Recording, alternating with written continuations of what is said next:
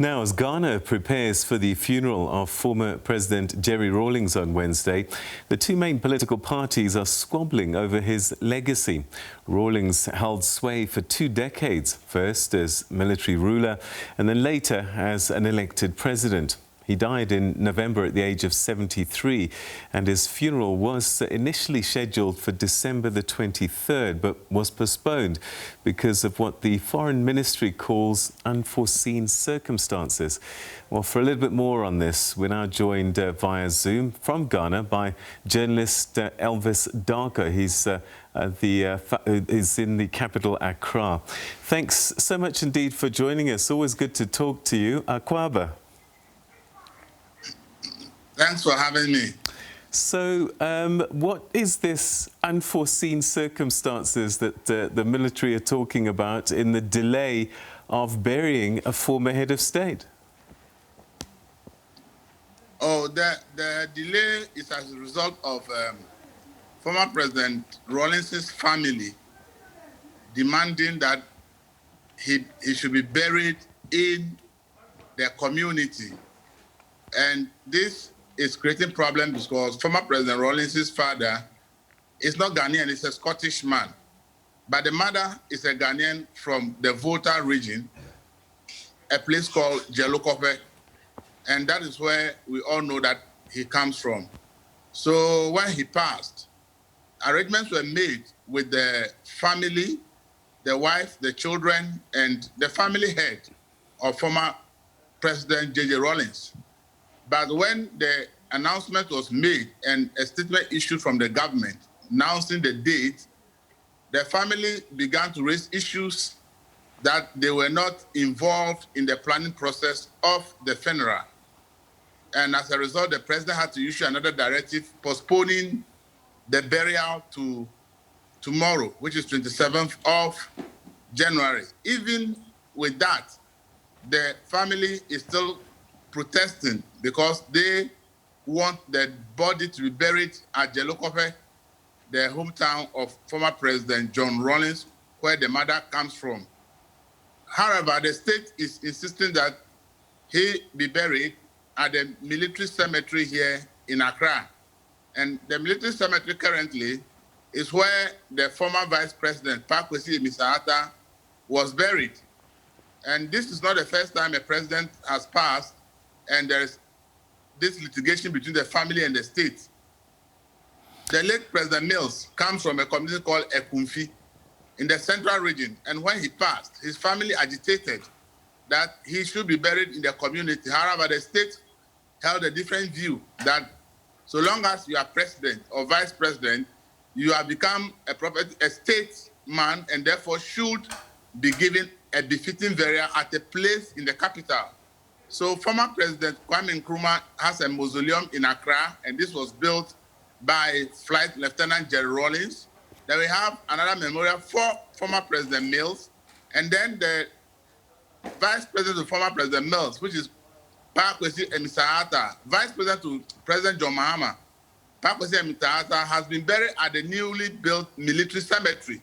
So the decision was taken that former President Rawlings should also be buried at the new military cemetery. However, the family think otherwise because they are looking at the possibility of the body being buried at Jelokope, and people from all over the world who will travel to Ghana and want to see the burial place of former President Rawlings will now be traveling to Jelokope.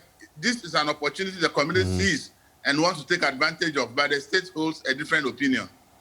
Former President Rawlings, did he never express his wish where he'd like to be laid to rest? Not at all. He has not expressed his wish where he wants to be buried, not that we are aware of as a country.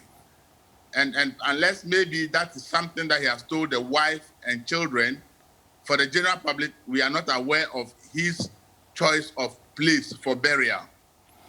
All right, so what's likely to happen tomorrow then? Will this burial happen in Accra, or will the family find a way?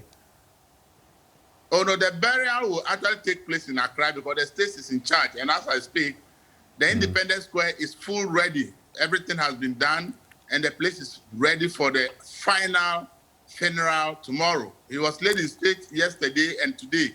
So as many Ghanaians that wanted to file past the body have done so, and it's still continuing. But by tomorrow morning, the final funeral rites will be held at the Independence Square, and the body will be taken to the military cemetery for burial.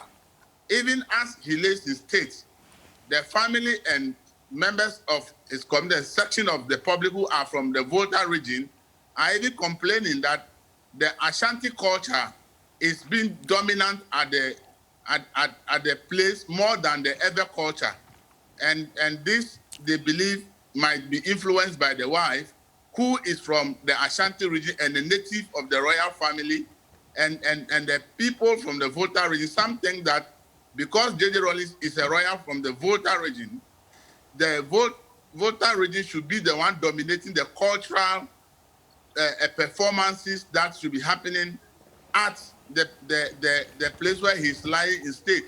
However, they do not seem to see that. They rather are seeing the Ashanti culture being displayed more, and this is one thing that is currently trending on social media.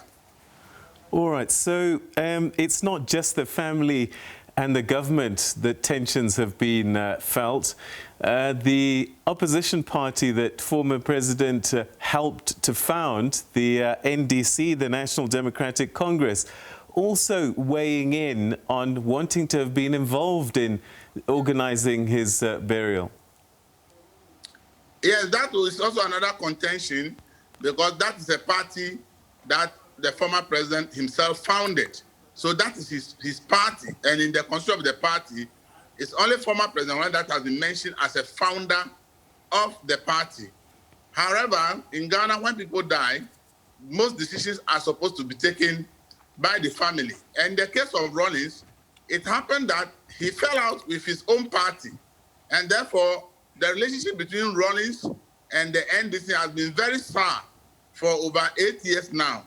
And when you look at the turn of events before he died, it appears former Rawlings has appeared to be more closer to the current President Nana Akufo-Addo, and you will see former President Rawlings and Nana Addo in major national events, but you will not see the former President John Mahama as close to the late President J.J. Rawlings in that manner. So it is public knowledge that the NDC, which is his party, he fell out with the party long ago, to the extent that even his wife, Nana Rawlings, has to form a new political party to contest elections in Ghana. So for the relationship between Rawlings and the party he founded, it's obvious that they have a very sour relationship, and he appears to be more closer to the President Nana Akufo-Addo than his own party or former President John Mahama. So the concern has been raised, but this is the issue, that if the man is alive, at the time he was alive, he was not close to the NDC.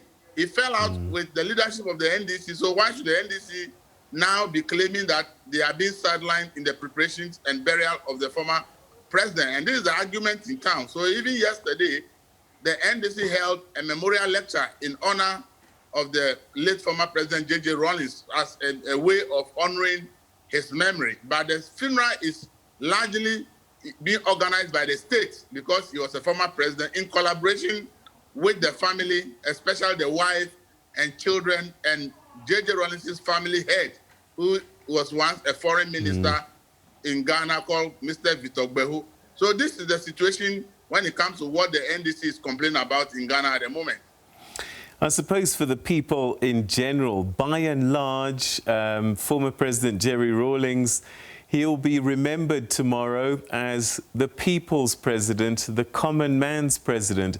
Although, having said that, his legacy probably is a little bit more complex than that. Oh, yeah, you are very right. He has a very complex legacy, a mixture of positives and negatives. This is a former president that emerged on the scene as a military ruler in 1979, organized a military coup to overthrow the then government, and elections were held, and rulership was handed over to a civilianly elected government. And then in 1981, he came back to overthrow that civilian government and then ruled this country for 19 years. The 11 years of military rule was characterized by a lot of human rights abuses and murders. And one of the most notable ones is the killing of 3 high court judges during the military regime of Jerry Rawlings, which many have accused him of being the one who orchestrated it. But in several interviews, he denied knowledge of what has happened, that he actually has no knowledge about the killing of those judges. Many people were also killed during the military junta, and people blame those killings on him. Many journalists at that time who were writing critical articles about the then regime ended up in jail. So if you look at his rule as a military leader from 1981 to the year 1992, before we transitioned to democracy on 7th January 1993, there are a lot of things that have happened that people will count as negatives. However, he's also a man who is seen as the common man's champion. He is somebody who flows easily with just the ordinary Ghanaian. He is somebody who expresses a lot of concern when he sees poverty and people in suffering. He is somebody who easily moves around to help to do many things. He is the president who is credited with making the constant effort to make sure that electricity is extended to a lot of communities, especially the northern part of Ghana, which has been very deprived for many years. And this is a president that has done all this, make sure that water is extended to many people, a president who said that corruption should not be entertained and that probity and accountability should be the watchword of every Ghanaian. In fact, he came to power on the title of probity and accountability. So when you look at his legacy, yes, positively he has done many things, but negatively, many people also suffered under his regime, especially during the military era. And those people do not seem to be interested in forgiving him, and they seem to be criticizing and continue to see him as the one that has inflicted pain on them. So for the figure of former President Rawlings, he is a figure that will always be controversial, whether alive or dead. But he's also credited with the fact that he successfully handed over power to a democratically elected government. This is so laudable because when we see what is happening in Africa, especially at the time he was handing over, many leaders were doing everything possible to remain in power. But when the elections were held and his party lost power, he successfully and peacefully handed over power to the John Kufuor administration. So he is a man who started as a dictator, one of the more brutal dictators, we may say, in Africa, who came with a lot of things that people think should not have happened. But when he transitioned into a democratic regime, he also showed that he can be a Democrat and a good one at that, especially deciding to hand over power when his party lost election. So he actually is credited for the sustenance of the 4th Republican Constitution, which is 28 years now. And many people believe that he should be remembered and praised for ensuring that Ghana did not remain in military regime. And when his party lost power, he didn't use an opportunity to create confusion and continue to hold on to power, but decided that the will of the people must hold and handed over power successfully to then John Kufuor administration, and has continued to play a vital role in Ghana, even though he didn't have a good relationship with the Kufuor administration. During this particular Akufo-Addo administration, he seems to be flowing a lot because President Akufo-Addo has been able to assign him on several foreign trips to go and represent Ghana. Right. In fact, he was instrumental in negotiating for Ghana to host the headquarters of the AFTA. He led several delegations to several countries to seek their support for Ghana to be the headquarters of AFTA. So for former President Rawlings, yes, we will see a lot of positives in him, but we see a lot of negatives. And on top of that, the argument is that by 6 March this year, Ghana will be 64 years. Out of that 64 years, he alone spent 19 years. So the argument by many is that he alone spent about 1/3 of Ghana's